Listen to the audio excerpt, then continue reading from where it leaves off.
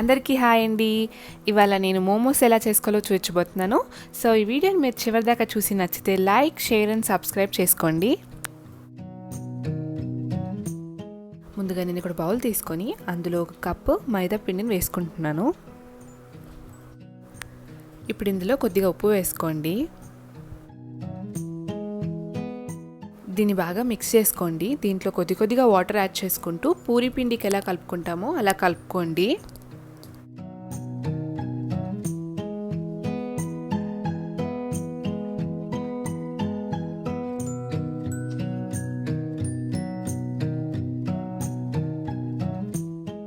ఇప్పుడు దీనికి మూత పెట్టేసి 10 మినిట్స్ పక్కకు పెట్టేసుకోండి.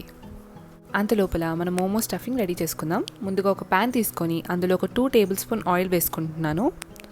ఆయిల్ హీట్ అయిన తర్వాత ఇందులో నేను ఫస్ట్ ఒక 6-7 మిరపకాయని చిన్నగా కట్ చేసి పెట్టుకుని వేసుకుంటున్నాను. దీన్ని ఫ్రై చేసుకోండి.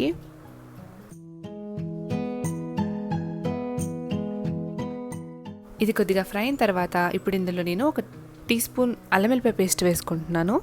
దీన్ని కూడా బాగా ఫ్రై చేసుకోండి. కొద్దిగా వేగిన తర్వాత ఇప్పుడు నేను ఇక్కడ ఒక హాఫ్ క్యాబేజ్ని తురిమి పెట్టుకున్నాను. దాన్ని వేసేసుకుంటున్నాను. దాని తర్వాత ఒక 2 క్యారెట్స్ని గ్రేట్ చేసి పెట్టుకున్నాను. దాన్ని కూడా వేసేసుకుంటున్నాను. దీన్ని బాగా ఫ్రై చేసేసుకోండి.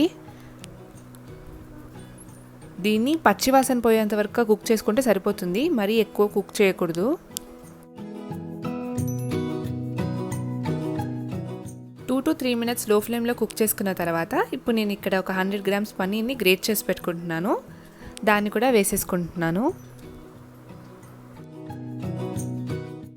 దీన్ని ఒకసారి బాగా కలిపేసుకోండి.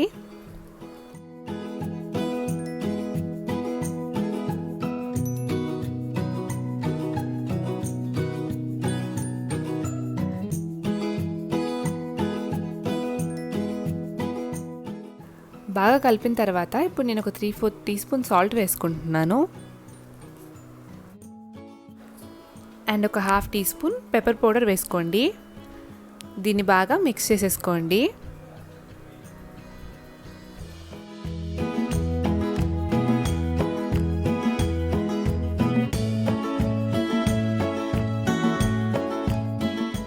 లాస్ట్లో కొద్దిగా కొత్తిమీర వేసేసుకొని స్టవ్ ఆఫ్ చేసేసుకుంటున్నాను. మీ దగ్గర స్ప్రింగ్ ఆనియన్స్ ఉంటే కూడా మీరు అవి కూడా వేసుకోవచ్చండి. దీన్ని కూడా ఒకసారి బాగా మిక్స్ చేసేసుకుంటున్నాను.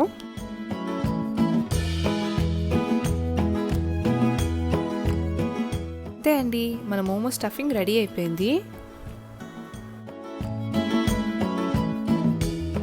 ఇప్పుడు ఒకసారి పిండి ముద్దను తీసుకొని దాన్ని ఒకసారి బాగా కలిపేసుకోండి. అందులో నుంచి కొద్దిగా చిన్న ఉండని తీసుకొని పూరి కన్నా పల్చగా దాల్చుకోండి.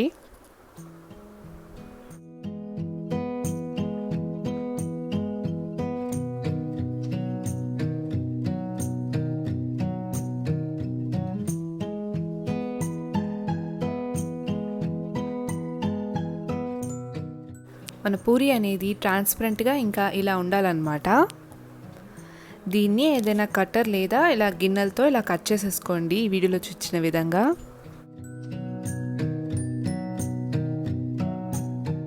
మనం కట్ చేసి పెట్టుకున్న పూరీలో మనం చేసి పెట్టుకున్న స్టఫింగ్ ఉంది కదా, అది పెట్టేసుకోండి.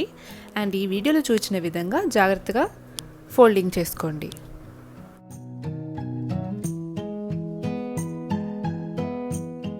ఇలా ఫోల్డ్ చేసిన తర్వాత లాస్ట్లో ఇలా ట్విస్ట్ చేసేసుకొని ఎక్స్ట్రా పిండిని తీసేసుకోండి.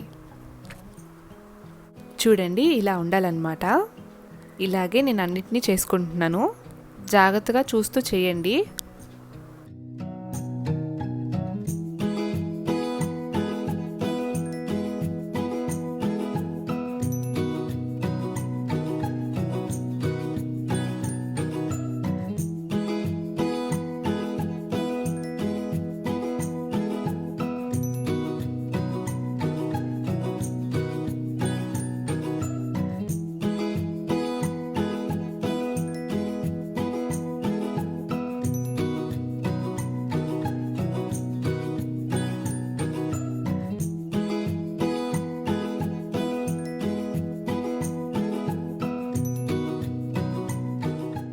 మోమోస్ని అన్నీ రెడీ చేసి పెట్టేసుకున్నాను.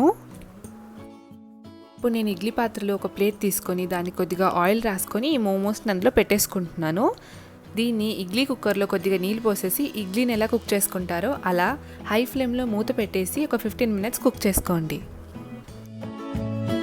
15 మినిట్స్ తర్వాత మూత తెరుచుకొని వేడివేడిగా సర్వ్ చేసుకోండి. దీన్ని మీరు టమాటో సాస్తో కానీ సేజ్వానా సాస్తో కానీ తినండి, చాలా చాలా బాగుంటుందండి. ఈ వీడియోలో నేను మైదా పిండితో మోమోస్ ఎలా చేసుకోవాలో చూపించాను కదా. నెక్స్ట్ వీడియోలో నేను బియ్యం పిండితో మోమోస్ ఎలా చేసుకోవాలో చూపించబోతున్నాను. సో నెక్స్ట్ వీడియోని మీరు తప్పకుండా చూడండి. ఈ వీడియో కనుక మీకు నచ్చినట్టయితే please like, share and subscribe to our channel అమ్మ వంట రుచులు. అలాగే సబ్స్క్రైబ్ చేసుకోగానే పక్కనే ఉండే బెల్ ఐకాన్ని క్లిక్ చేసుకోండి. మేము వీడియో పెట్టగానే మీకు నోటిఫికేషన్ వచ్చేస్తుంది. Thank you.